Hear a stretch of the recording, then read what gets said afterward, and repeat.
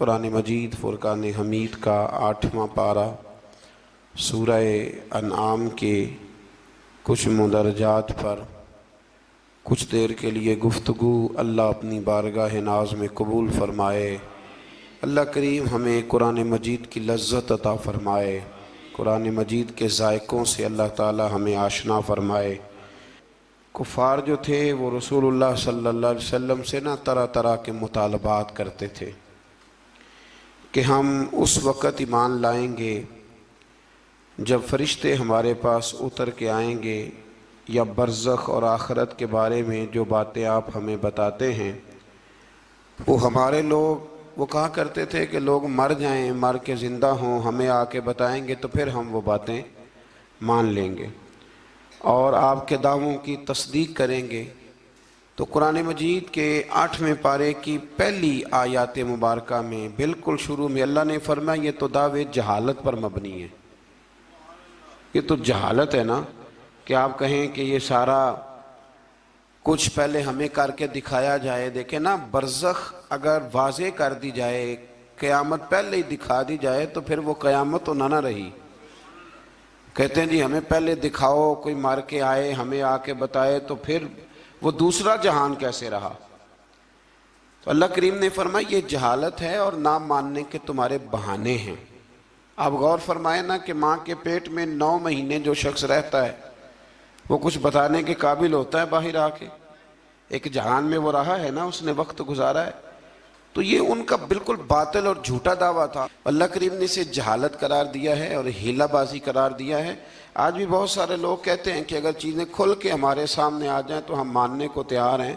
تو بھئی جب کھل کے آ جاتی ہیں نا چیزیں تو پھر عذاب بھی ساتھ آتا ہے، پھر کوئی اگر نہیں مانتا تو اسے سزا بھی فوراً ملتی ہے۔ اللہ سمجھنے کی توفیق دے۔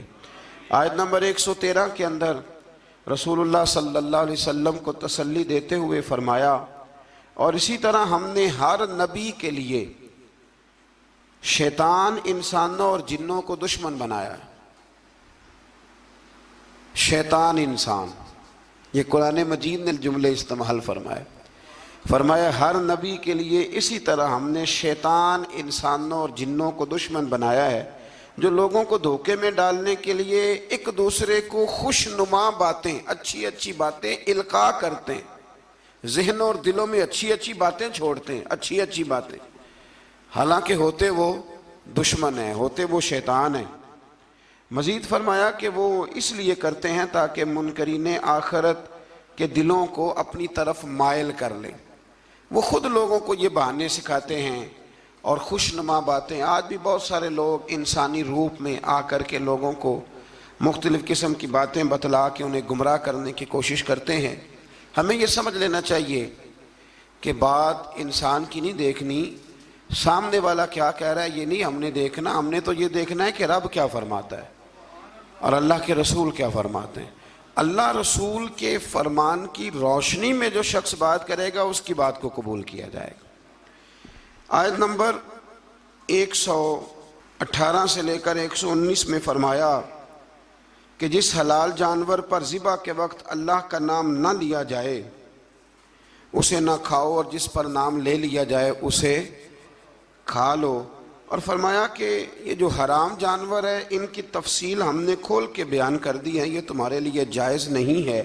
ہاں، حالت اضطراری میں ایسی حالت آ جائے کہ اب مر جاؤ گے بغیر مردار کھائے تو اب تمہارے لیے وہ کھانا جائز ہو جائے گا۔ یہ جو مردار اور حرام ہوتا ہے یہ صرف اس وقت جائز ہوتا ہے جب بندہ مر رہا ہو، لیکن انسان بالکل تندرست ہو اور بالکل وہ ٹھیک ٹھاک ہو پھر بھی حرام کھائے تو یہ اس کے لیے درست نہیں ہے۔ یہ تو مرنے لگے کچھ نہ ملے تو تب اس کے لیے جائز ہے۔ پھر اللہ تبارک و تعالیٰ نے ارشاد فرمایا کہ جو ظاہری گناہ ہیں وہ بھی چھوڑ دو، اور جو تمہارے باطن کے عیب ہیں نا، اندر کے چھپے جن کا کسی کو پتہ نہیں، وہ بھی چھوڑ دو۔ چھوڑ دو یہ عیب، مطلب ڈاکٹر آپ کو کہہ دیتا ہے کہ جناب آپ کی طبیعت خراب ہے تو گوشت چھوڑ دو، تو ڈاکٹر صاحب آپ تو یہ دیکھیں کہ مجھے بخار ہے تو آپ گوشت چھوڑنے کی بات کر رہے ہیں، میرے وجود پر زخم ہے تو آپ گوشت چھوڑنے کی بات کر رہے ہیں۔ تو ڈاکٹر کہتا ہے کہ ظاہری تندرستی تب ہوگی جب باطن میں آپ پرہیز کریں گے۔ تو رب فرماتا ہے مجھے تو پتہ ہے نا کہ تم کیوں الجھے ہوئے ہو، ظاہر کے گناہ بھی چھوڑ دو اور باطن کے گناہ بھی چھوڑ دو، اور جو گناہ نہیں چھوڑے گا تو جو کرے گا پھر اس کی سزا بھی پائے گا۔ آیت نمبر 123 میں فرمایا کہ وہ شخص جو گمراہی کے بعد ہدایت پا گیا اور قرآن کی ہدایت کی روشنی میں آگے بڑھ رہا ہے، اور وہ جو مسلسل گمراہی میں ہے، یہ دونوں برابر نہیں ہو سکتے۔ ایک جو ہدایت کے راستے پہ چل رہا ہے اور جو گمراہی کے راستے پہ چل رہا ہے، یہ دونوں برابر ہو سکتے، ان میں بڑا فرق ہے۔ آیت نمبر 124 میں اللہ تبارک و تعالیٰ نے ارشاد فرمایا کہ اسی طرح ہم نے ہر بستی میں اس کے مجرموں کو سردار بنایا ہے، اور وہ وہاں فریب کاری کریں اور ان کے دجل و فریب کا وبال انہی پر پڑے۔ انوکھی بات ہے ذرا۔ رب کریم فرماتے ہیں کہ ہم نے سردار کچھ ایسے بنائے ہیں کہ جو مجرم قسم کے لوگ ہیں، یعنی انہوں نے پہلے جرم بڑے کیے تھے تو اللہ نے سزا دینے کے لیے انہیں سردار بنا دیا ہے۔ اب بہت سارے لوگوں کا وبال ان پر پڑے گا، قوموں کا، اور وہ تباہ ہو جائیں گے۔ وہ کہتے پھرتے ہیں اللہ نے بڑی عزت دی ہے، حالانکہ یہ اللہ نے انہیں سزا دی ہے۔ دیکھیں نا، نبی کریم علیہ السلام نے فرمایا کہ جس شخص کو کہا گیا نا کہ فیصلہ کرو، منصف بنایا گیا، دو لوگوں کے درمیان اسے عدل کرنے کے لیے کہا گیا، فرمایا اسے تو بغیر چھری کے ذبح کر دیا گیا۔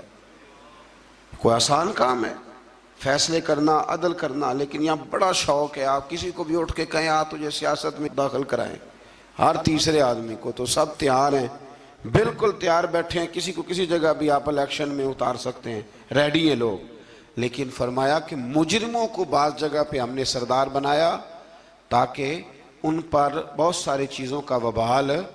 یہ قرآن پاک ہے، یہ 8واں سپارہ ہے، یہ سورہ انعام پڑھ رہا ہوں، یہ آیت نمبر 124 ہے، اور اس آیت کی اینک لگا کے پھر آپ دیکھیں کہ کتنے کتنے بڑے مجرم دنیا میں حکمران بنے ہوئے ہیں۔ یہ اینک لگا کے آپ دیکھیں گے تو آپ کو پتہ چلے گا۔ اسی طرح آیت نمبر 125 میں فرمایا جب ان کے پاس کوئی نشانی آتی ہے تو کہتے ہیں کہ ہم ہرگز ایمان نہیں لائیں گے حتیٰ کہ ہمیں بھی اسی کی مثل دیا جائے جس طرح کے رسولوں کو دیا گیا ہے۔ کہتے ہیں ہم پہ بھی وحی آئے، ہمارے پاس بھی فرشتہ آئے تو پھر ہم ایمان لائیں گے۔ تو رب فرماتا ہے یہ تو اللہ کو بہتر پتہ ہے نا کہ اس نے اپنے رسولوں کو کیا دینا ہے۔ اب یہاں یہ مسئلہ بن گیا کہ لوگ کہتے بعین ہی وہی چیز ہمیں بھی نظر آئے گی تو پھر ہم آگے بڑھیں گے۔ اللہ کریم نے فرمایا یہ رب کریم کو زیادہ پتہ ہے۔ آیت نمبر 126 کے اندر فرمایا سو اللہ جس کو ہدایت دے اس کا سینہ اسلام کے لیے کھول دیتا ہے، اور جس کو اللہ گمراہی مقدر فرماتا ہے یا فرمانا چاہتا ہے تو اس کے سینے کو قبول حق کے لیے گھٹا ہوا اور تنگ کر دیتا ہے۔ جب لوگ گناہ کرتے ہیں نا تو ان پر ہدایت کے راستے بند ہوتے ہیں۔ ان اللہ لا یہدی القوم الفاسقین، قرآن مجید نے ایک جگہ پہ کہا کہ اللہ فاسقوں کی قوم کو ہدایت نہیں دیتا۔ جب گناہ زیادہ انسان کرتا ہے تو اسے بڑی سزا یہ ملتی ہے کہ اللہ تبارک و تعالیٰ اس کے لیے ہدایت کا راستہ بند فرماتا ہے، اور جب انسان نیکیاں کرتا ہے، کوئی خیر کا کام کرتا ہے، پھر اللہ تبارک و تعالیٰ اس کے حق میں رحمت والے فیصلے فرماتا ہے۔ شیخ شہاب الدین سہروردی رحمۃ اللہ علیہ کا میں ایک کال پڑھ رہا تھا، کسی نے ان سے کہا کہ آپ اپنے آپ کو کیسا محسوس کرتے ہیں؟ تو فرماتے ہیں رب کو کوئی نیکی پسند آ گئی تھی تو اس نے مجھے ماں باپ بھی بڑے ہی شانوں والے دیے، استاد بھی بڑے ہی شاندار دیے، اور پھر رب نے میری غوث اعظم شیخ عبد القادر جیلانی سے ملاقات بھی کرا دی۔ تو جب آپ کو نیکی کرتے ہیں تو پھر اللہ آپ کو اچھے اچھے رستے ہدایت کے عطا کرتا ہے۔ آیت نمبر 130 میں فرمایا اسی طرح بعض ظالموں پر بعض کو مسلط کر دیتے ہیں کیونکہ وہ معصیت کے کام کرتے ہیں۔ کئی دفعہ ظالم پر ظالم بھی مسلط ہو جاتا ہے، کئی دفعہ ظالم پر جب آنکھیں کھلتی ہیں تو انہیں سمجھ آتی ہے اوہو یہ تو مجھ سے بھی بڑا ظالم ہے، تو مل جاتے ہیں۔ اللہ سچی توبہ کی توفیق عطا فرمائے۔ اسی طرح آیت نمبر 131 اور 32 میں اتمام حجت کے لیے اللہ کریم نے فرمایا کہ اے جنات اور انسانوں کے گروہ، کیا تمہارے پاس رسول نہیں آئے تھے جو تم پر میری آیات بیان کرتے اور تمہیں اس قیامت کے دن کی ملاقات سے ڈراتے وہ کہیں گے ہم خود اپنے خلاف گواہی دیتے ہیں، خود کہیں گے کہ ہاں ہاں ہم گواہی دیتے ہیں کہ ہم نے غلط کیا، اور انہیں دنیا کی زندگی نے فریب میں مبتلا کر رکھا ہے۔ یہ گواہی اس وجہ سے دی گئی کہ آپ کا رب بستیوں کو ظلماً ہلاک کرنے والا نہیں ہے۔ فرمایا پہلے اللہ ان سے گواہی طلب کرے گا کہ رسول آئے، تمہیں ڈرایا، وہ مانیں گے، اور قرآن یہ فرماتا ہے کہ اپنے خلاف گواہی دیں گے۔ اب اللہ تبارک و تعالیٰ انہیں سزا دے گا، اللہ کسی پر ظلم نہیں کرتا۔ آیت نمبر 137 میں مشرکین عرب کی جہالت کا ذکر ہے۔ جو فصل اللہ تعالیٰ اگاتا ہے اور جو مویشی اللہ پیدا فرماتا ہے، ان میں اللہ تعالیٰ کے ساتھ بتوں کو شریک کرتے، بلکہ بتوں کے حصے کو ضروری اور مقدس سمجھتے۔ اسی طرح اولاد کو قتل کرنا بھی مشرکین کی جہالت ہے۔ آیت نمبر 140 اور 141 میں اس بات کا بیان ہے کہ کفار و مشرکین نے زمانہ جاہلیت میں اپنے جانوروں اور اپنے کھیتوں کو 3 حصوں میں تقسیم کر دیا تھا۔ تو ان آیات میں اللہ نے فرمایا 3 حصوں میں انہوں نے بانٹ دیا تھا۔ وہ مویشی اور کھیت جن کے متعلق وہ کہتے تھے کہ ان سے نفع اٹھانا کسی شخص کے لیے جائز نہیں ہے، یہ ان کے باطل معبودوں اور بتوں کے لیے مخصوص ہیں، ان کو وہی شخص کھا سکتا ہے جس کو ہم کھلانا چاہیں، اور ان کو صرف وہی مرد کھا سکتے ہیں جو بتوں کی خدمت پر مامور ہوں۔ ایک پورا وہ ماحول بناتے تھے کہ یہ جی صرف وہ کھائیں گے جو بت خانے کے محافظ ہیں، اور کوئی نہیں کھا سکتے، عورتیں بھی نہیں کھا سکتی تھیں۔ اسی طرح بعض مویشیوں کو بتوں کے لیے خاص کر کے ان پر سوار ہونا اور سامان لادنا انہوں نے حرام کر دیا تھا کہ یہ جی ہمارے بت کے نام کا جانور ہے، نہ اس پر سامان رکھنا ہے اور نہ ہم نے اس کو کھانا ہے۔ اور بعض جانوروں پر وہ ذبح کے وقت اللہ کا نام ہی نہیں لیتے تھے، یعنی ان کو بتوں کے نام پہ ذبح کر کے ان کا استعمال ممنوع قرار دیتے تھے۔ قرآن نے بتایا کہ یہ ان کی خود ساختہ باتیں۔ ہمارے اندر یہاں فرق کرنا بڑا ضروری ہے۔ جب ہم کوئی جانور کسی مخصوص کام کے لیے مخصوص کرتے ہیں تو وہ دراصل اللہ کے لیے ہی ہوتا ہے۔ کسی بزرگ کو صرف اس کا اصحال ثواب ہو سکتا ہے، اس سے زیادہ اس کی کوئی حیثیت نہیں ہے۔ جس طرح آپ کہتے ہیں کہ ولیمے کے لیے بکرا رکھا ہوا ہے، عقیقے کے لیے رکھا ہوا ہے، ہاں کچھ باتیں غلط ہیں، وہ نہیں ہونی چاہیے۔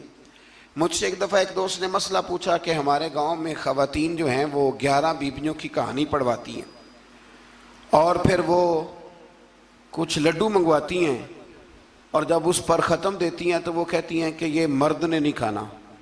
اللہ تعالیٰ سمجھنے کی توفیق عطا فرمائے۔ میں نے ویسے اس کو یہ جواب دیا تھا، میں نے کہا کہ بیویوں کو بتاؤ کہ لڈو مرد نے نہیں کھانے، حالانکہ بنائے مرد نے ہیں۔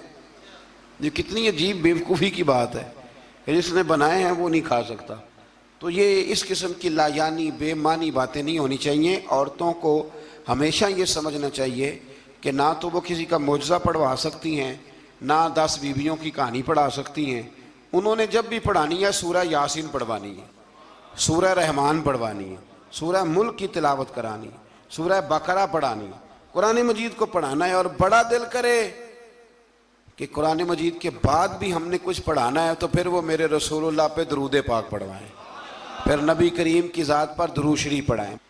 آیت نمبر 142 سے لے کر 147 میں اللہ تعالیٰ نے پھلوں، کھیتوں، جانوروں کے ذریعے جو نعمتیں عطا کی تھیں ان کا ذکر فرمایا ہے، اور کہا ہے کہ اللہ تعالیٰ کی ان نعمتوں کو کھاؤ پر اسراف نہ کرو، فضول خرچی نہ کرو، اور شیطان کے نقش قدم پہ نہ چلو۔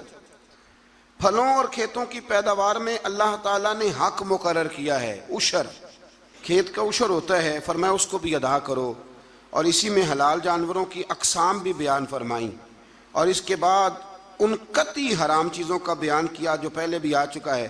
اور یہ بھی فرمایا کہ یہود کی سرکشی کی وجہ سے ناخنوں والے جانوروں اور گائے اور بکری کی چربی کو ان پر حرام قرار دیا گیا تھا، انہوں نے اسے پگھلایا اور فروخت کیا۔ فرمایا بعض لوگ نافرمانی کرتے ہیں تو اللہ ان پر بعض چیزوں کو حرام قرار دیتا ہے۔ جو رب کریم کی زمین پر اللہ کی رضا کے مطابق چلتے ہیں اللہ انہیں بڑی آسانی عطا فرماتا ہے۔ آپ یقین کریں کبھی جب ہم پڑھتے ہیں نا پرانی قوموں کے حالات اور ان کے معاملات اور پھر امت مسلمہ کو دیکھتے ہیں تو آپ یقین کریں اللہ تعالیٰ نے ہمیں بڑا ہی آسان دین عطا فرمایا، بڑی آسان شریعت اور بڑا میٹھا اور ٹھنڈا طریقہ دین پر عمل کرنے کا۔ ہم بلا وجہ الجھ جاتے ہیں۔ بڑا سونا بڑا ٹھنڈا دین اللہ نے ہمیں عطا فرمائے، رب کریم ہمیں اس پر پورے عمل کی توفیق عطا فرمائے۔ آیت نمبر 149 میں فرمایا کہ ہر دور کے منکرین جو انکار کرنے والے تھے ایک نفسیاتی حربے کو بیان کیا۔ وہ جو کچھ بھی کر رہے ہیں کہ یہ اللہ کی مشیت ہے، اگر وہ نہ چاہتا تو ہم یہ سب کچھ نہ کر پاتے۔ یہ اکثر لوگ کہتے ہیں کہ اگر اللہ نہ چاہتا تو ہم یہ کام نہ کرتے۔ یہ ایک نفسیاتی حربہ ہے کہ اللہ نے طاقت دی ہے نا جی، تو یہ ایک نفسیاتی، اس کا بیان اللہ کریم نے یہاں ان آیات مقدسہ میں فرمایا۔ در حقیقت بات یہ ہے کہ اللہ کی مشیت اور ہے اور اس کی رضا اور ہے۔ مثلا مجرم کو سزا دینا اس کی مشیت ہے، لیکن اس کی رضا میں ہے کہ کوئی اس کی نافرمانی نہ کرے۔ اگر سب کو جبری طور پر اطاعت کے رستے پر ڈالنا اللہ تعالیٰ کی مشیت ہوتی تو پھر کسی کی مجال نہ ہوتی کہ اس کا حکم نہ مانے۔ لیکن نا مشیت اور ہوتی ہے، رضا اور ہوتی ہے۔ اللہ کی یہ رضا نہیں کہ اس کے بندے دوزخ میں جائیں، لیکن اس نے قانون بنایا ہے کہ اگر تم نافرمانی کرو گے تو دوزخ میں، تو یہ رضا نہیں، یہ اللہ کی مشیت۔ تو یہ اللہ نے طاقت نہیں دی لوگوں کو، اس لیے نہیں دی تھی کہ وہ ظلم کریں، لیکن اگر انہوں نے ظلم کیا ہے تو اب انہیں سزا بھی ملے گی۔ تو یہ شخص نہ کوئی کہے کہ وہ اللہ کی دی ہوئی طاقت سے معاذ اللہ، یہ بہت سارے لوگ بیوقوفی والی باتیں کرتے ہیں۔ ایک دفعہ بزرگوں نے لکھا ہے کہ ایک شخص جو تھا وہ کسی کے باغ سے روز پھل توڑ کے کھا جایا کرتا تھا، تو مالک بڑا سیدھا سادہ تھا، تو مالک اس کو کہتا کہ بھئی تو روز میرے باغ سے پھل توڑ کے کھاتا ہے، تو وہ کہتا باغ بھی اللہ کا ہے، زمین بھی اللہ کی ہے، اور میں بندہ بھی اللہ کا ہوں۔ وہ چپ کر جاتا، سادہ آدمی تھا۔ بہت سارے لوگ کہتے ہیں نا جی آ کے، ایک صاحب مجھے کہنے لگے جی کل میرے ساتھ بڑا عجیب معاملہ ہوا، ایک بندے نے مجھے کہا تجھے قسم ہو اللہ کی جو جیب میں ہے سارا کچھ دے دے، اور میں نے کہا نہیں دینا چاہیے۔ تو وہ مجھے مشورہ دینے لگا، کہنے لگا حضرت جی اس نے اللہ کی قسم دی تھی۔ تو میں نے کہا مکان کتنے مرلے کا تیرا؟ کہنے لگا ہے 10 مرلے کا۔ کتنے کا ہے؟ کہنے لگا جی اللہ کا شکر ہے 60-70 لاکھ کا ہوگا۔ میں نے کہا ایک بندہ بلاؤں تجھے قسم دے تو اس کے نام رجسٹری کر دینا۔ کہنے لگے نہیں یہ نہیں ہو سکتا۔ تو میں نے کہا یہ کیسی کچی بات ہے کہ 500-700 کے لیے تجھے یاد ہے کہ یہ جائز ہے، لیکن وہ میرے دادا جی ایک بات کہا کرتے تھے، وہ دیہاتی لوگ ہوتے تھے تو دیہات کی مثالیں کئی دفعہ بڑی یاد رہ جاتی تھی۔ وہ کہا کرتے تھے کہ دودھ میں اور لسی میں مکھی گر جائے تو عورتیں اسے پھینک دیتی ہیں، لیکن اگر مکھن میں گر جائے نا تو پھر اس کو پھینکتی نہیں بلکہ مکھی نکال لیتی، کیونکہ گھی مہنگا ہوتا ہے نا تو لسی سستی ہوتی ہے۔ تو آپ چیزوں کو سمجھیں کہ ہمارا رویہ بڑا عجیب ہے معاملات کو سمجھنے کے حوالے سے۔ وہ بندہ بھی کہتا کہ جناب یہ پھل بھی اللہ کے تو باغ بھی اللہ کا تو میں بندہ بھی اللہ کا۔ بھولا آدمی تھا، بیچارہ چپ کر جاتا، کہتا تو ٹھیک ہے نا، کی پنجابی چاکی دا سی لبی شے خدا دی نہ تیلے دی، ختم ہو گئی بات۔ حالانکہ وہ کسی کی ہوتی ہے، تیلے پا دی کیوں نہیں ہوندی جی، وہ کسی دی حیثیت تانڈی کی ہے نا، لیکن بس ہمارا ذوق بن جاتا ہے کہ قابو آ گئی ہے تو قابو کرو معاذ اللہ۔ تو وہ بیچارہ بڑا پریشان تھا، تو ایک دن اس نے نا اپنے ایک شہر کے عالم سے بات کی۔ اس نے کہا کہ جناب وہ میرے ساتھ تو بڑی مصیبت بن گئی ہے، وہ روز پھل توڑ کے لے جاتا ہے اور کہتا ہے زمین بھی اللہ کی، باغ بھی اللہ کا، کھانے والا بندہ بھی اللہ کا۔ تو عالم کہنے لگے میں بھی تمہیں نسخہ دیتا ہوں، کل اس پہ استعمال کرنا۔ میں کہا ٹھیک ہے جی۔ وہ وقت پہ آ گیا باغ کا مالک، تو جب وہ آیا نا پھل توڑنے، اس نے پھل بڑے سیر ہو کے کھائے، اس نے کھانے کا موقع دیا۔ جب وہ فارغ ہو گیا اس نے اس کو رسی کے ساتھ درخت کے ساتھ باندھ لیا اور ڈنڈا پکڑ لیا، اور جب مارنے لگا تو کہنے لگا یہ کیا؟ کہنے لگا یہ چھڑی کی توفیق بھی اللہ کی، رسا بھی اللہ کا، باندھنے والا بندہ بھی اللہ کا، اب تجھے جو پھینٹی لگے گی وہ بھی اللہ کی دی ہوئی طاقت سے لگے گی معاذ اللہ، اب تو کھا۔ وہ کہنے لگا معاف کر دو، آج کے بعد یہ کام نہیں کروں گا۔ تو کہتے ہیں جی مشیت جی اللہ کی، اللہ نہ کرتا معاذ اللہ تو ہم، تو یہ ایک نفسیاتی جھوٹ ہے، اس کو آپ سمجھ لیں، آپ اس پر غور فرمائیں۔ تو یہاں بہت سارے لوگ یہ ظلم کرتے ہیں اور دین کی حدوں کو پامال کرتے ہیں۔ اللہ تعالی ہمیں سمجھنے کی توفیق عطا فرمائے۔ آیت نمبر 152 سے لے کر 161 تک میں اللہ تعالیٰ نے فرمایا، غالباً 9 باتوں کا حکم دیا ہے۔ سب سے پہلے ارشاد فرمایا کہ اللہ کے ساتھ کسی کو شریک نہ ٹھہرانا۔ دوسرے نمبر پہ فرمایا والدین کے ساتھ اچھا سلوک کرنا۔ تیسرے نمبر پہ فرمایا تنگ دستی کے خوف سے اولاد کو قتل نہ کرنا۔ اب تو بڑے بڑے لوگ عالم فاضل ہو کے کہتے ہیں بچے تھوڑے پیدا کرو، حالانکہ میرے نبی کریم علیہ السلام نے فرمایا اس عورت سے نکاح کرنا جو محبت زیادہ کرنے والی ہو اور بچے زیادہ پیدا کرنے والی ہو۔ تو یہاں معیار کیا ہے؟ تنگ دستی کے خوف سے اولاد کو قتل نہ کرو، اور فرمایا ظاہری اور چھپی ہوئی ہر قسم کی فحاشی سے بچو، اور نمبر 5 پہ فرمایا قتل ناحق نہ کرو، نمبر 6 پہ فرمایا یتیم کا مال ناجائز طریقے سے نہ کھاؤ، اور نمبر 7 فرمایا لین دین میں ناپ تول پورا کرو، 8 پہ فرمایا بلا تمیز سب کے ساتھ انصاف کرو، اور نمبر 9 میں ارشاد فرمایا کہ اللہ کے ساتھ کیے ہوئے وعدے کی پاسداری بھی کرو۔ تو اللہ تبارک و تعالیٰ نے ان 9 چیزوں کو بیان کیا، اور سمجھ لیں یہ خلاصہ بیان کیا میرے رب کریم نے، یہ پورے دین کا خلاصہ ہے۔ اور یہ ساری چیزیں بیان کرنے کے بعد ارشاد فرمایا کہ یہی سیدھا راستہ ہے، گروہ بندی چھوڑ کر اسی راستے کی پیروی کرو، اور کتاب الہی کے احکام کو ملحوظ خاطر رکھو، اور جو لوگ ایمان لانے کے لیے نشانیاں طلب کرتے ہیں ان کے پاس فرشتے آئیں یا اللہ تعالیٰ خود آئے یا اس کی کوئی نشانی آئے، قرآن نے بتایا کہ جس دن عالم غیب کی نشانیاں آئیں گی تو پھر ان منکرین کے لیے ایمان لانا بھی نفع بخش نہ ہوگا۔ جو دیکھ کر کلمہ پڑھے گا فرعون کی طرح، اس کا کلمہ پھر قابل قبول نہیں ہوگا۔ یہ تو قابل قبول تب ہی ہے کہ یؤمنون بالغیب، کہ تو بغیر دیکھے ایمان لے آ۔ اور یہ بھی فرمایا کہ اے رسول جنہوں نے دین کو گروہوں میں بانٹ دیا ہے آپ کا ان سے کوئی تعلق نہیں ہے، جنہوں نے بانٹ دیا اللہ تبارک و تعالیٰ کے دین کو، یہودیوں نے عیسائیوں نے تقسیم کر دیا۔ آیت کے اندر اللہ تبارک و تعالیٰ نے حقیقت ایمان، روح ایمان اور مسلمانوں کے مقصد حیات کو بیان فرمایا۔ یہ آیت پورے دین کا لب لباب ہے، نماز، روزہ، حج، زکوٰۃ، وضو، غسل، صدقات، خیرات، عبادات، ان سب کا نچوڑ ہے۔ فرمایا کل اے محبوب فرما دے، جو بڑی پیاری باتیں تھیں وہ اللہ نے محبوب سے کل کہہ کے سنی ہے۔ کہا محبوب ذرا کہو کیا، ان صلاتی و نسکی و محیای و مماتی للہ رب العالمین۔ فرمایا محبوب فرما دیجئے کہ بے شک میری نماز، میری قربانیاں، میرا دنیا میں ظاہری طور پہ رہنا یا میرا پردہ کر جانا سب اس رب کے لیے ہے جو تمام جہانوں کے پالنے والا ہے۔ یہ لب لباب ہے۔ حضرت مجدد الفسانی رحمۃ اللہ علیہ فرمایا کرتے تھے 3 چیزوں کا نام دین ہے، علم، علم پر عمل، اور عمل میں اخلاص، ریاکاری نہ ہو۔ فرمایا 3 کام کر لے تیرا دین مکمل ہو جائے گا۔ ختم ہو گئی بات۔ آگے پھر سورہ اعراف شروع ہوتی ہے۔ اعراف کے معنی بلندی کے ہیں، اس کا معنی جاننا اور پہچاننا بھی ہے۔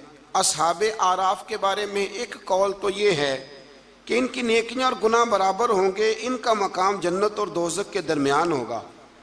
یہاں یہ وہ لوگ ہیں جو اہل جنت اور اہل جہنم کو پہچاننے والے ہوں گے۔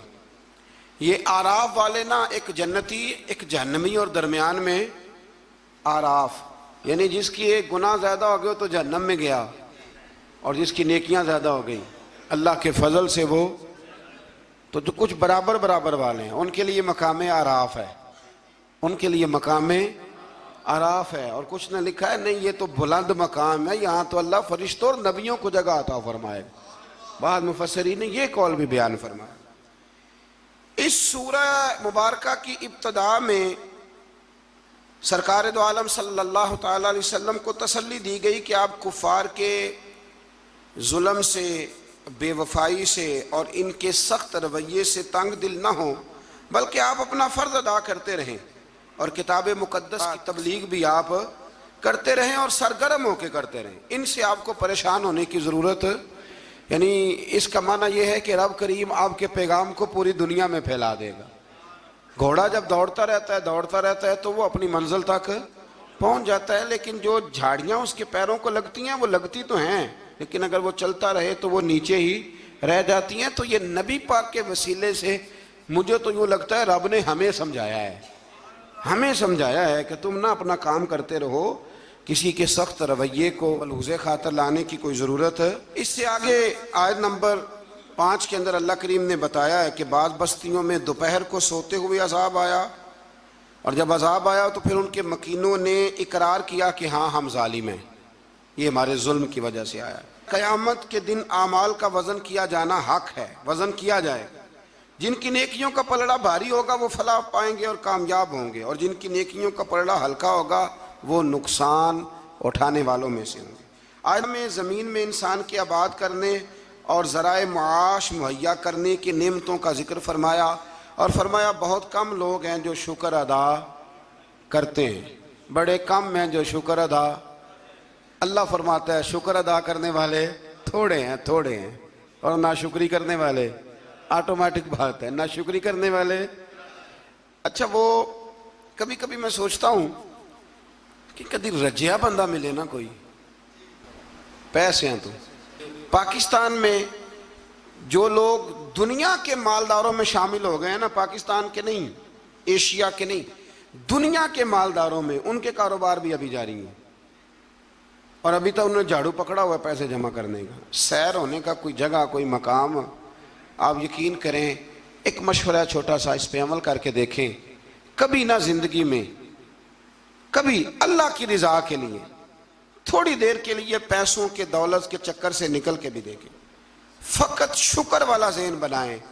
یعنی میری رائے یہ ہے کہ رمضان المبارک الحمدللہ 2 دن رہ گئے پہلا عشرہ ختم ہونے میں، یہ 2 دن پورے، صرف 2 دن، زیادہ کی طلب نہیں کرنی، بس جتنے پچھلے ملے ان پہ صرف شکر ہی کرنا ہے۔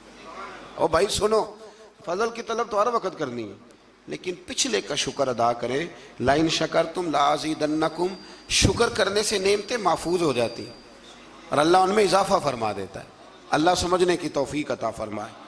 آیت نمبر 12 سے لے کر 28 تک پھر حضرت آدم علیہ السلام اور جناب حوا کا واقعہ، پھر شیطان کی وہ ساری بات۔ یہ واقعہ قرآن پاک میں کم و بیش 7 جگہ پہ بیان ہوا ہے۔ یہاں بھی بیان کیا گیا کہ اللہ تعالیٰ نے اس کو کہا سجدہ کر، پر اس نے سجدہ نہ کیا، اور نہ کرنے کے بعد پھر اس نے یہ کیا کہ حضرت آدم علیہ السلام کے پاس گیا اور ان سے بھی اجتہادی خطا کرائی۔ میں جو لفظ بول رہا ہوں اس پر غور کریں، اجتہادی خطا، یہ لفظ آپ نے یاد رکھنا ہے۔ یہ حضور نے فرمایا کہ مجتہد جو ہوتا ہے نا، جو بالغ نظر ہوتے ہیں لوگ، جن کی پوری نظر ہوتی ہے معاملات پہ، وہ اگر کبھی بھول جاتے ہیں تو اس کا مطلب ہے کہ وہ چیزوں کو سمجھنے میں کسی جگہ ان سے اگر بھول ہو گئی تو اللہ اسے ان کی سزا نہیں دیتا، بلکہ وہ ایک اجتہادی خطا ہے، خلاف اولا ہے۔ یہ کام حضرت آدم علیہ السلام سے بھی ہو گیا۔ وہ شیطان نے پھر جا کے ان سے کہا، جب وہ جنت میں چلے گئے تو ان سے جا کے کہنے لگا کہ آپ اگر جس درخت کا پھل کھانے سے اللہ نے روکا ہے، اگر آپ کھا لیں گے نا تو آپ میں حیات ملے گی، کبھی مریں گے نہیں۔ تو پھر وہ پھل انہوں نے کھا لیا۔ پھر آپ اس واقعے کی تفصیلات کو جانتے ہیں۔ ان آیات میں اللہ کریم نے بالخصوص یہ ذکر فرمایا ہے کہ پھر شیطان نے رب کریم سے کہا کہ مجھے مہلت دے تاکہ میں تیرے بندوں کو گمراہ کروں۔ اللہ نے اسے مہلت عطا کی۔ کب تک مہلت دی؟ اللہ تبارک و تعالی نے قیامت تک کے لیے مہلت عطا کی۔ تو میرے بھائی، شیطان مہلت لے کے آیا گمراہ کرنے۔ اب وہ تو آیا تھا گمراہ کرنے، تو اگر ہم اسے پکی دوستی کر لیں، یارانہ ہی کر لیں، ہم اس کو پہچانے ہی نہ اپنے دشمن کو۔ اور قرآن نے درجنوں جگہ پہ کہا کہ صرف دشمن نہیں، تمہارا کھلا ہوا دشمن ہے، اعلانیہ دشمنی کرتا ہے، اسے پہچانیں، اس کا خیال کریں، اس پر توجہ کریں۔ ہم ایسے بزرگوں کو بھی جانتے ہیں کہ جن کو شیطان سمجھتا تھا کہ ان پر ہمارا دعویٰ نہیں چل سکتا، سمجھتا تھا وہ۔ اور کچھ رب کے بندے ایسے جن سے ویسے ہی بھاگ جاتا ہے۔ حضور نے فرمایا میرا عمر جس گلی سے گزرے شیطان رستہ ہی بدل جاتا ہے۔ لیکن نا 2 قسم کے لوگ ہیں جن کو آپ خوش آمدید کہہ کے گلے لگاتے ہیں، اور کچھ ایسے ہیں جو آپ کو دیکھ کے رستہ بدل جاتے ہیں۔ میں کبھی کبھی بڑا خوش ہوتا ہوں، محلے کی کسی گلی سے گزرتا ہوں تو کسی بچے نے اونچی آواز کر کے ڈیک لگایا ہو تو چھوٹی کر دیتا ہے یا بند کر دیتا ہے۔ بلکہ کئی دفعہ بڑا لطف آتا ہے کہ وہ بچہ بند کر رہا ہے تو دوسرا اسے کہہ رہا ہے کی تکلیف ہے، کیوں بند کر رہا ہے؟ تو کہتا پیر صاحب گزر رہے ہیں، تھوڑی دیر ٹھہر جا۔ تو الحمدللہ تعالی ہم نے کیا کر لینا ہے، نہ بھی وہ کرے تو یہاں تو اپنے بچوں پہ اللہ ماشاءاللہ کم زور چلتا ہے لوگوں کا، تو پھر دوسرے کا بچہ حیا کرے۔ تو کچھ چیزیں ایسی ہوتی ہیں جن کی وجہ سے شیطان کو قابو کیا جا سکتا ہے۔ آیت نمبر 24 میں اللہ تعالیٰ نے بیان فرمایا ہے کہ پھر انہیں جنت سے زمین پہ اتارا گیا اور مقررہ مدت تک کے لیے یہاں رہنا ٹھہرایا گیا۔ پھر اللہ تعالیٰ نے مقصد لباس بیان کیا ہے کہ لباس پہننے کا کیا مقصد ہے۔ فرمایا ہم نے بنی آدم پر لباس اس لیے اتارا ہے کہ ان کی ستر پوشی ہو، ستر پوشی، پردہ ہو اور سامان زینت ہو، اچھے لگے لباس پہن۔ اور سب سے بہتر لباس تقوی کا لباس ہے، اس سے بندے کی زیادہ پردہ پوشی ہوتی۔ پھر بنی آدم کو متنبہ کیا گیا کہ شیطان کے مکر و فریب میں نہ آئیں، اس کو یہ ملکہ دیا گیا ہے کہ وہ تمہیں ہر جہت سے دیکھ لیتا ہے۔ اللہ تعالیٰ نے لباس پردے کے لیے دیا ہے اور زینت کے لیے دیا ہے۔ تو اگر کوئی لباس اس طرح کا پہنے جس سے پردہ ہی نہ ہو رہا ہو، پھر اس کا مطلب ہے وہ لباس کے مقصد کو نہیں سمجھا۔ کھلا لباس پہنے، چست لباس نہ پہنے، وسیع لباس پہنے جس سے آپ کو بہت ساری چیزیں سمیٹنے کا موقع ملے۔ گرمیاں شدید آئیں گی تو بہت سارے نوجوان شارٹ نکریں پہن کے وہ گھومیں گے، انہیں ڈرنا چاہیے اللہ تعالیٰ سے۔ میں پوچھتا ہوں کئی دفعہ بچوں سے کہ یہ تھوڑا سا جو آپ نے پاجامہ کاٹ لیا ہے تو اس سے کس قدر زیادہ آپ کی گرمی ختم ہو گئی ہے۔ سمجھے چیزوں کو، مطلب ہم جان بوجھ کے اس کام کی طرف لپکتے ہیں کہ جو کام بڑا ہی ناپسندیدہ ہے۔ اللہ تعالیٰ ہمیں سمجھنے کی توفیق عطا فرمائے۔ آیت نمبر 32 و 33 میں فرمایا کہ اے بنی آدم، ہر عبادت کے وقت لباس زینت کو اختیار کرو اور اسراف سے بچتے رہو۔ اسراف سے بچتے ہوئے اللہ تعالیٰ کی نعمتوں سے استفادہ کرو۔ پاکیزہ چیزیں خواہ لباس ہو یا خوراک ہو مومنوں کے لیے حلال ہیں۔ اللہ نے ظاہر اور باطن میں بے حیائی، گناہ اور حق سے نکل جانے کو حرام قرار دیا ہے۔ باقی کسی کے پاس پیسے ہوں تو وہ 10,000 کی ایک وقت روٹی کھا لے تو اس کے لیے وہ ناجائز نہیں ہے، وہ 10 لاکھ کا بھی لباس پہن لے تو اس کے لیے منع۔ لیکن اسراف سے بچے، فضول خرچی سے بچے۔ کچھ لوگ ایسے ہیں جن کے پاس چیزیں ہوتی ہیں پھر بھی چھپاتے ہیں کسی کو پتہ نہ چل جائے۔ یعنی سادگی اس کا نام نہیں ہے کہ آپ پیسے اندر چھپا کے پرانے کپڑے پہن کے نکل آئیں، یہ سادگی ہے، یہ کنجوسی ہے۔ نبی کریم علیہ السلام نے نا حضور صلی اللہ تعالی وسلم نے ایک شخص کو دیکھا تھا کہ پھٹے پرانے کپڑے پہنے ہیں، تو حضور نے آواز دی، فرمایا تیرے اوپر تو بڑا فضل ہے اللہ کا۔ حضور الحمدللہ۔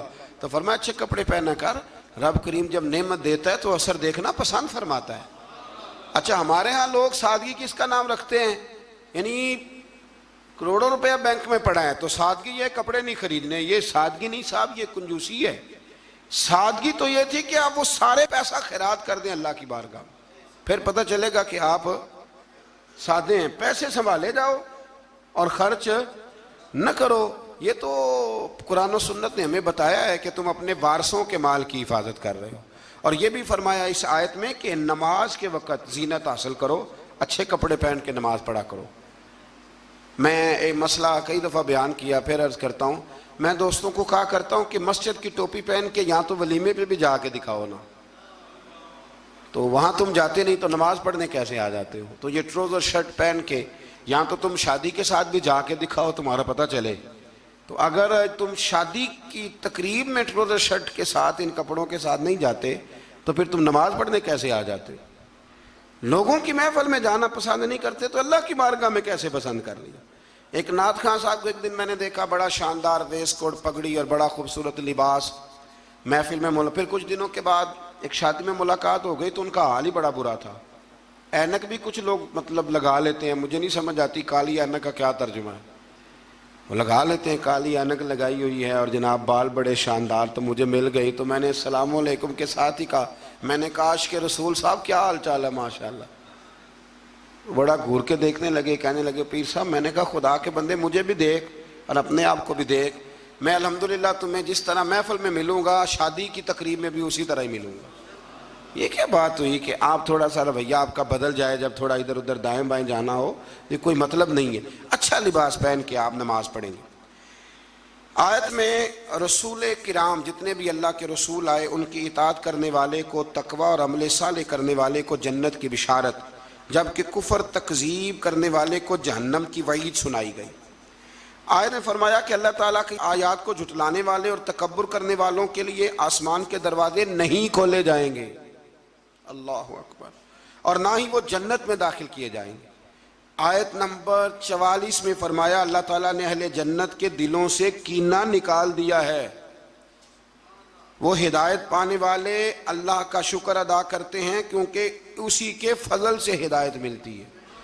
جنتیوں کے دلوں میں کینہ، تو نیچے دیکھ کے خیال کر لیں، اگر تو کسی کا کینہ نہیں تو انشاءاللہ جنتی ہے، اور اگر کوئی رولا ہے تو پھر بھی میں فتویٰ نہیں دیتا، صرف یہ مشورہ دیتا ہوں کہ رولا دور کر لو، وہ جو اندر معاملہ ہے اس معاملے کو ختم کر لو۔ اللہ سمجھنے کی توفیق عطا فرمائے۔ آیت نمبر 45 کے اور اس کے بعد کی آیات میں فرمایا اللہ تعالیٰ نے کہ آخرت میں جنتی جہنمیوں کو پکاریں گے کہ ہم نے تو اپنے رب کے وعدے کو سچا پایا ہے، بتاؤ تم نے کیسے پایا؟ جنتی جہنمیوں سے پوچھیں گے۔ تو ان دونوں کے درمیان سے ایک پکارنے والا پکارے گا کہ ظالموں پر اللہ کی لعنت ہو۔ مزید فرمایا کہ جنتیوں اور جہنمیوں کے درمیان حجاب ہوگا، اور اہل اعراف دونوں گروہوں کو ان کی نشانیوں سے پہچانیں گے، اور جنتیوں کو سلام کریں گے اور جہنمیوں سے کہیں گے کہ تمہاری جماعت اور تمہارا تکبر، تمہاری جماعت، وہ جس جماعت کے تم لیڈر تھے، سربراہ تھے، جس برادری کے تم چیئرمین تھے، تمہاری جماعت اور تمہارا تکبر آج تمہارے کسی کام نہ آیا۔ جہنمی جنتیوں سے استدعا کریں گے، گزارش کریں گے کہ ہم پر تھوڑا سا پانی انڈیل دو، تھوڑا سا انڈیل دو، اور جو نعمتیں تمہیں عطا ہوئی ہیں ان میں سے تھوڑا سا ہمیں بھی دے دو۔ مگر اللہ تعالیٰ نے فرمایا کہ یہ چیزیں کافروں پر حرام ہیں، ان کے لیے ہیں ہی نہیں۔ اور جن لوگوں نے دین کو کھیل تماشا سمجھ رکھا ہے، اللہ ان سے فرمائے گا جس طرح تم نے قیامت کے دن کو فراموش کر رکھا تھا، آج ہم تمہیں نظر انداز کر دیتے۔ آیت میں اللہ تعالیٰ کی قدرت کی نشانیوں کا بیان فرمایا، اور اس کے بعد فرمایا اپنے رب کو گڑ گڑا کر چپ کے اس کے عذاب سے ڈرتے رہو، یعنی اپنے رب کو جب پکارو تو گڑ گڑا کے پکارو اور اس کے عذاب سے ڈرتے رہو، اس کی رحمت کے یقین رکھتے ہوئے، اور زمین میں اصلاح کے بعد فساد۔ آیت کے اندر اللہ تعالیٰ نے باران رحمت یعنی بارش کے نظام کے بارے میں بتایا کہ اس کی حکم سے ہوائیں پانی سے بھرے ہوئے بادلوں کو چلا کر لے جاتی ہیں اور بنجر زمین پر برسا کر اس میں اللہ کی نعمتیں پیدا کر دیتی ہیں۔ سبحان اللہ۔ فرمایا ہوائیں بھی میں ہی چلاتا ہوں، بارشیں بھی میں ہی برساتا ہوں، اور تمہاری بنجر زمین کو آباد بھی میں ہی کرتا ہوں۔ تم آتے ہو تو فصل باندھ کے نکل جاتے ہو، پھر کو کہنا عشر دے دو تو کہتا ہے خرچے نہیں پورے ہوندے، پھر سب ادھر الجھ جاتے۔ اسی طرح مردوں کو دوبارہ زندہ فرمائے گا۔ پھر فرمایا کہ اچھی زمین اللہ کے حکم سے سبزہ اگاتی ہے اور خراب زمین باغ و بہار نہیں لاتی۔ یہ مثالیں دے کے قرآن یہ بتاتا ہے کہ انسان کے دل و دماغ کی زمین کا حال بھی ایسا ہی ہے، یعنی پاکیزہ دل و دماغ میں ایمان قرار پاتا ہے اور اعمال کے ثمرات پیدا ہوتے ہیں، جبکہ خبیث دل و دماغ میں خیر کے پھل اور پھول پیدا نہیں ہوتے۔ کہتے ہیں جی میں تو بڑا عرصہ رہا ہوں پر مجھے تو وہاں سے کچھ نہیں ملا، تو اگر آپ پلستر کرا کے گئے ہوں دل پہ سیمنٹ کا تو پھر کیسے ملے گا؟ کچھ ایسے بھی ہوتے ہیں، کوئی آیا اور لے کے چلا گیا۔ ہاں، زمین سرسبز و شاداب ہونی چاہیے۔ ابو جال نے نا پکی چپس کرائی تھی، اوپر ٹائلیں لگوائی ہوئی تھی، تو سامنے آیتیں آتی رہیں پر اسے کوئی اثر نہ ہوا۔ خواجہ اویس کرنی نے دیکھا بھی نہیں، زیارت بھی نہیں کی، تو میرے رسول پاک نے فرمایا عمر جبہ لے جانا، شاباشی بھی دینا، جبہ بھی دینا، اور اسے کہنا میری امت کے لیے دعا بھی کرے۔ تو سمجھ لیں چیزوں کو کہ اندر کا بھی تھوڑا سا نا لحاظ رکھیں۔ اللہ سمجھنے کی توفیق عطا فرمائے۔ آیت نمبر 60 میں حضرت نوح علیہ السلام اور ان کی قوم کے حالات بیان کیے گئے کہ ان کی قوم کے سرداروں نے کہا کہ معاذ اللہ آپ تو کھلی گمراہی پہ ہیں۔ سردار نبی کو کہہ رہے ہیں کہ آپ گمراہ ہو گئے، سردار نبی کو۔ اگر حضرت نوح کی قوم کے سردار نبی کو کہہ سکتے ہیں کہ تم گمراہ ہو گئے، تو اگر آج کے سردار کسی مولوی کو کہہ دیں تو ان کو کوئی ٹینشن لینے کی ضرورت، یہ سرداروں کا طریقہ پرانا چلا آ رہا ہے، کہہ دیتے ہیں۔ حضرت نوح علیہ السلام نے فرمایا میں تو اللہ کا رسول ہوں اور میرا کام تمہاری خیر خواہی ہے اور تم تک دعوت حق کو پہنچانا ہے۔ اس کے بعد قوم نوح کی تکذیب، طوفان نوح اور نوح علیہ السلام اور ان کے ساتھ کشتی میں سوار افراد کے سوا سب کے غرق ہونے کا ذکر بھی اللہ تعالیٰ نے بیان فرمایا۔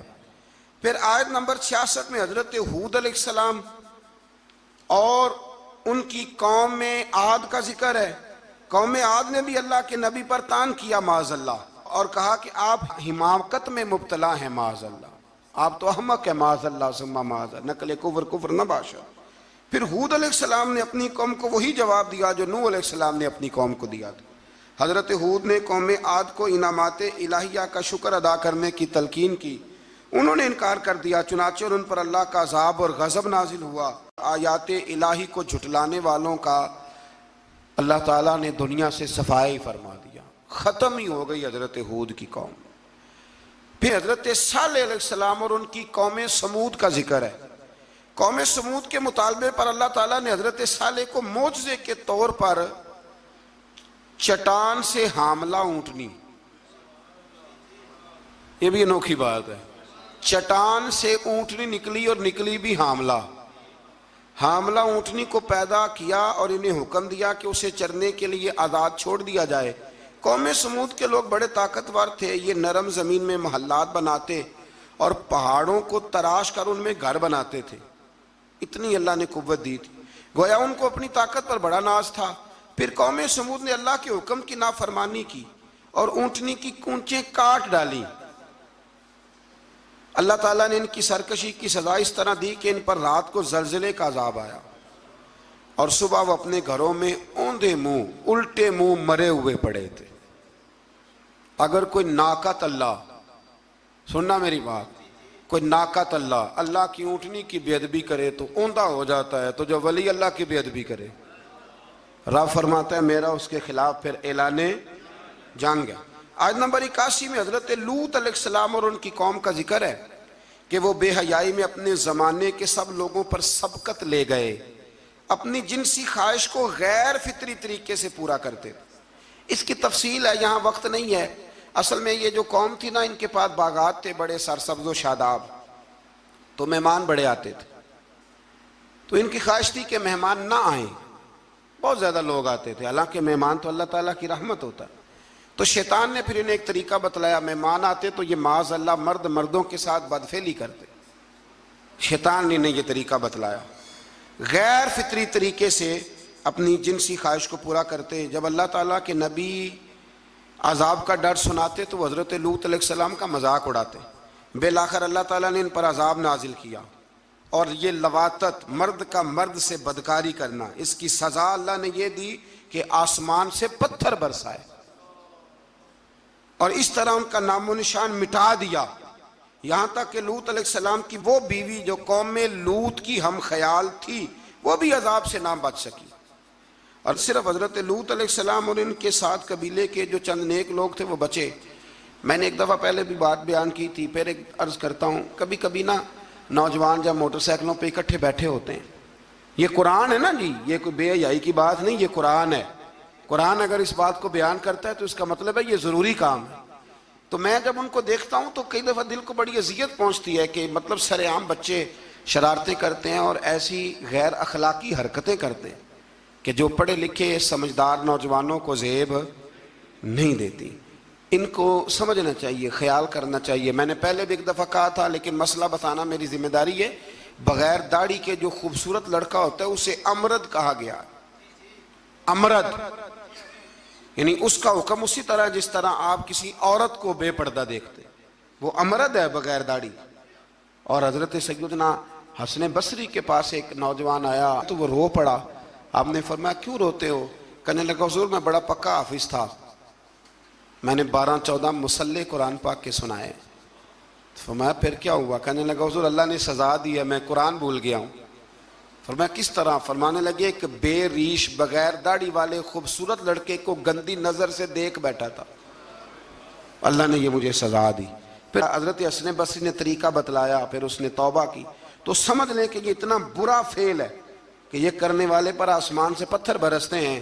حضرت لوط کی قوم پر تو آج اگر قوم یہ کام کرے، ہم جنس پرستی، عورتوں کے ساتھ شادی ہونے تک کے واقعات، عورت کے عورت کے ساتھ، مرد کے مرد کے ساتھ، لوگ اس کو آزادی کا نام دے رہے ہیں۔ یہ آزادی نہیں، یہ بے حیائی ہے، یہ فحاشی ہے، یہ عریانی ہے۔ اللہ تعالیٰ ہمیں سمجھنے کی توفیق عطا فرمائے۔ پھر آخر میں آیت نمبر 86 میں اللہ تعالیٰ نے اس پارے کی جو آخری آیات ہیں اس میں اللہ تعالیٰ نے حضرت شعیب علیہ السلام اور ان کی قوم کا ذکر فرمایا۔ قرآن نے بیان کیا کہ ان کی ناپاک خصلتیں یہ تھی کہ وہ ناپ تول میں ڈنڈی مارتے تھے، یعنی رمضان المبارک کے اندر بھی مقناطیس نکل آتا ہے ترازوؤں کے نیچے سے، رمضان میں آپ سمجھ لیں مقناطیس نکل رہا ہے ترازوؤں کے نیچے، یہ حال ہے۔ ڈنڈی مارتی تھی شعیب علیہ السلام کی قوم، اور دوسروں کی چیزیں کم تول کے دیتے تھے، اور راستے میں بیٹھ کر اہل ایمان کو ڈراتے اور انہیں راہ راستے روکتے۔ انہیں بھی کہا گیا کہ فساد فی الارض سے باز آؤ اور اپنی پہلی سرکش امتوں کا انجام دیکھ لو، لیکن وہ بھی باز نہ آئے تو پھر اللہ نے ان پر بھی عذاب نازل فرمایا۔ اللہ تعالیٰ آسانی عطا کرے۔ آخر دعوانا الحمد۔